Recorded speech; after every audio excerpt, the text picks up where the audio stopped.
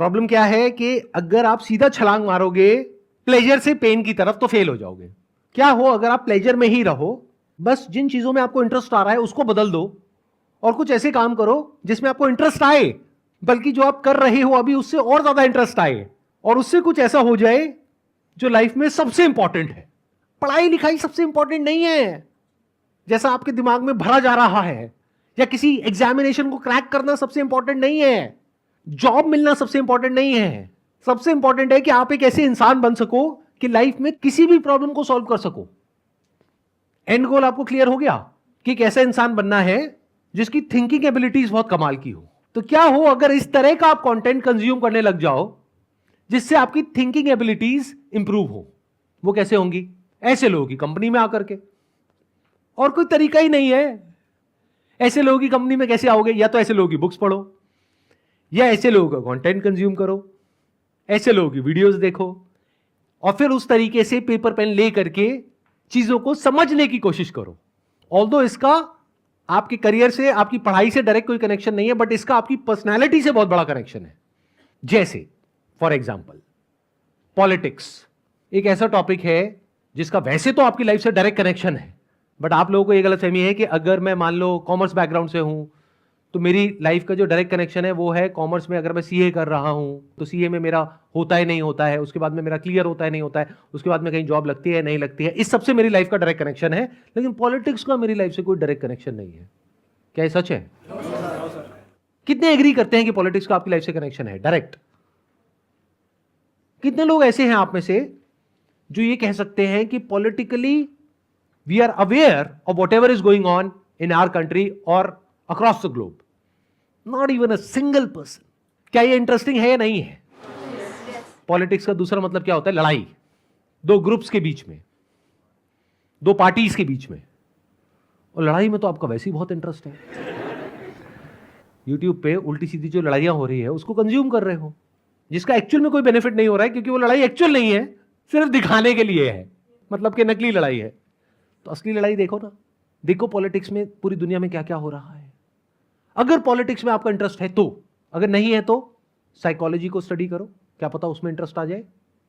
अब आप कहोगे मैं कॉमर्स स्टूडेंट हूं सर, क्या बोल रहे हो, साइकोलॉजी को क्यों स्टडी करूं? इसी को तो कहते हैं पर्सनालिटी। यानी अपने इंटरेस्ट के हिसाब से आगे बढ़ो लाइफ में।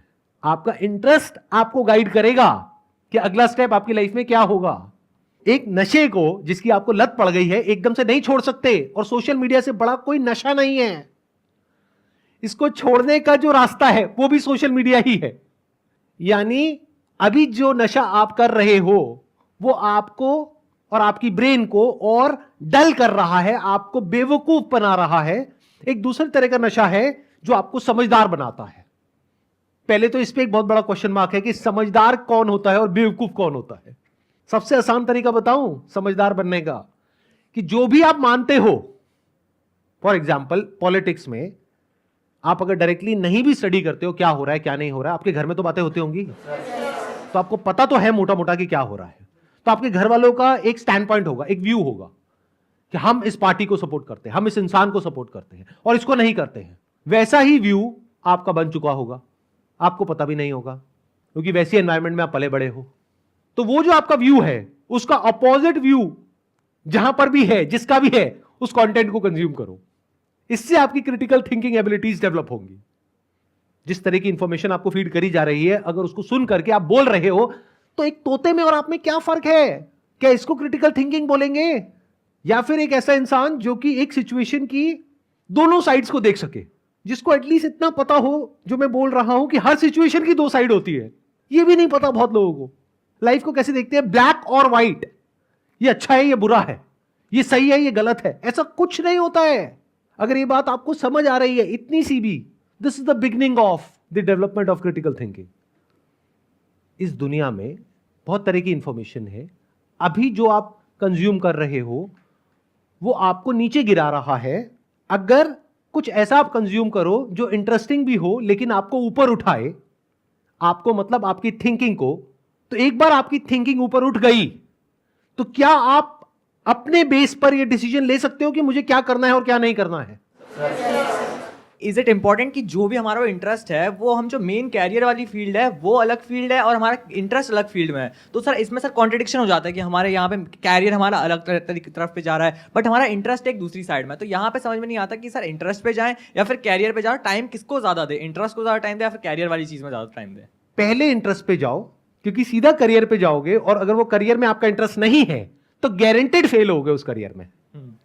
आपका जिस चीज में इंटरेस्ट है उसी से रिलेटेड करियर होना चाहिए। बट ये आइडल सिनेरियो है, हमारे यहां पर ऐसा बहुत केसेस में नहीं होता है, क्योंकि आपके इंटरेस्ट को तो कोई समझता ही नहीं है, बस आपको बताया जाता है कि आपको ये करना है, फिर आप भी उस रास्ते पे चलने लग जाते हो। बाद में समझ आता है कि ये मेरे लिए नहीं है, लेकिन तब तक बहुत देर हो जाती है, क्योंकि अब तो कॉलेज में फीस चली गई, अब तो वो करना ही पड़ेगा। ऐसे ही होता है। तो मैं क्या कह रहा हूं, इस स्टेप पे जाने से पहले एक स्टेप है जिसको आप मिस कर रहे हो, that is discovery of your interest. तो अब आपके पास में दो रास्ते हैं, एक ये है कि आप एजुकेशन सिस्टम को ब्लेम करो इसके लिए, क्योंकि हमारा एजुकेशन सिस्टम ऐसा नहीं है जहां पे कि आपके इंटरेस्ट को एक्सप्लोर किया जाए, डिस्कवर किया जाए, उसके हिसाब से आपको करियर चूज करने के लिए एनकरेज किया जाए। ऐसा नहीं है ना। इट्स ऑल अबाउट क्रैमिंग, कि रट लो और फिर रट करके जा करके लिख दो, और रटने से क्या होता है, दिमाग और डल हो जाता है, डेवलप नहीं होती आपकी थिंकिंग एबिलिटीज। बल्कि जहां बुक में जो लिखा हुआ है उससे अलग आप कुछ भी लिखते हो या कुछ भी बोलते हो या कुछ भी पूछते हो तो आपको चुप करा दिया जाता है कि जो किताब में लिखा है वही सच है। अच्छा, किताब किसने लिखी है? किसी इंसान ने तो लिखी है, तो उससे गलती नहीं हो सकती क्या? लेकिन इसकी तो गुंजाइश ही नहीं है हमारे एजुकेशन सिस्टम में। तो अब एक ऑप्शन ये है कि आप बैठ करके एजुकेशन सिस्टम को ब्लेम करो, बट उससे आपको कुछ मिलने वाला नहीं है। दूसरा ऑप्शन क्या है, जिसकी मैं बात कर रहा हूं, जो एजुकेशन सिस्टम नहीं कर रहा, आपके घर वाले नहीं कर रहे, टीचर्स नहीं कर रहे, दुनिया नहीं कर रही, आप खुद करो। मतलब क्या? अपने इंटरेस्ट को डिस्कवर करो, एक्सप्लोर करो। यहां पे जो लिखा हुआ है डिस्कवर योरसेल्फ, खुद को डिस्कवर करो, फिर उसके हिसाब से करियर चूज करो।